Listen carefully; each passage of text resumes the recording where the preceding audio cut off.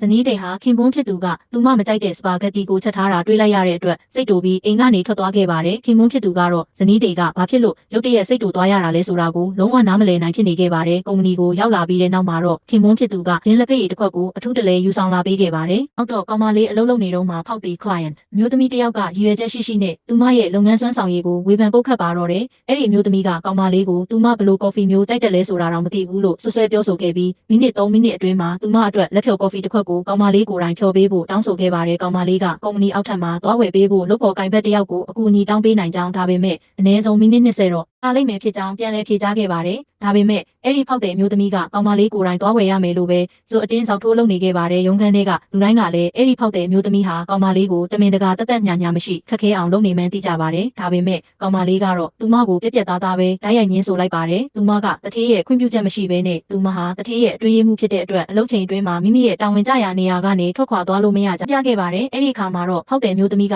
လူအများကြီးရဲ့ရှေးမောက်မာတင်ကောင်မလေးရဲ့ရုပ်ရည်သွင်းပြင်ကိုပါစတင်ပြီးစော်ကားမော်ကားပြောဆိုပါတော့တယ်တထေးကအိမ်အောင်ရှိပြီးသားဖြစ်ကြောင်းပြောရင်းကောင်မလေးကိုတထေးနာတမင်ကပ်ဖို့စူးစမ်းနေတယ်လို့ဆွဆွဲပုတ်ခတ်ခဲ့ပါတယ်ကောင်မလေးကတော့တီတီငိမ့်ငိမ့်နဲ့ပဲခါမှာတော့ဖောက်တဲ့အမျိုးသမီးဟာအလွန်မင်းဒေါသထွက်သွားပြီးကောင်မလေးပေါ်ကိုကော်ဖီခွက်နဲ့လှမ်းပတ်လိုက်ပါတော့တယ်အဲ့ဒီအချိန်မှာပဲကုမ္ပဏီရဲ့တထေးသူမရဲ့ခင်ပွန်းကကုမ္ပဏီကိုရုတ်တရက်ရောက်ရှိလာခဲ့ပါတယ်ဖြစ်ပျက်နေတာတွေကိုမြင်လိုက်ရတဲ့အခါမှာသူကချက်ချင်းပဲသူ့ရဲ့ကုတ်အင်ဂျီကိုချွတ်ပြီးဇနီးတီကိုခြုံပေးလိုက်ပါတယ်ပြီးနောက်မှာတော့သူ့ရဲ့လူကိုဒီလိုမျိုးရဲရဲတင်းတင်းလာပြီးအနိုင်ကျင့်ရဲရလားဆိုပြီးအဲ့ဒီအမျိုးသမီးကိုဒေါသတကြီးနဲ့ငေါငန်းပါတော့တယ်တဲ့တထေးကသူ့ရဲ့လက်ထောက်ကိုနောက်ထပ်ကော်ဖီတစ်ခွက်ယူလာခိုင်းပြီးအဲ့ဒီအမျိုးသမီးကိုပြန်ပတ်ဖို့သူ့ဇနီးကိုပြောခဲ့ပါတယ်အဲ့ဒီအမျိုးသမီးကလည်းတထေးကိုရှင်ကအတွေးမှုတယောက်အတွက်နဲ့တကယ်အရေးကြီးတဲ့စီးပွားဖက်တယောက်ကိုတကယ်ပဲအဆုံးရှုံးခံပါလားလို့မေးခွန်းထုတ်ခဲ့ပါတယ်တထေးကဘာမှပြန်မပြောပါဘူးကော်ဖီခွက်ကိုသူ့ဇနီးရဲ့လက်ထဲကိုဒီတိုင်းထည့်ပေးလိုက်ပါတယ်ဒါပေမဲ့နောက်ဆုံးမှာတော့ဇနီးတဲ့ကသူမကြောင့်နဲ့ကုမ္ပဏီအနေနဲ့အရေးကြီးတဲ့ဖောက်တဲ့တယောက်ကိုမဆုံးရှုံးစေချင်တဲ့အတွက်နီလန်းနဲ့ကလဲစားမချေဖို့ရွေးချယ်ခဲ့ပါတယ်သို့တော်လည်းအဲ့ဒီအမျိုးသမီးကသူမကိုအဆက်ခွဲစော်ကားခဲ့တဲ့ပုံစံကိုတော့ဖီခွက်ကိုကောက်ကင်ပြီးအဲ့ဒီအမျိုးသမီးရဲ့မျက်နှာတက်တဲ့ကိုတိုက်ရိုက်ပတ်လိုက်ပါတော့တယ်ပြီးတော့မှ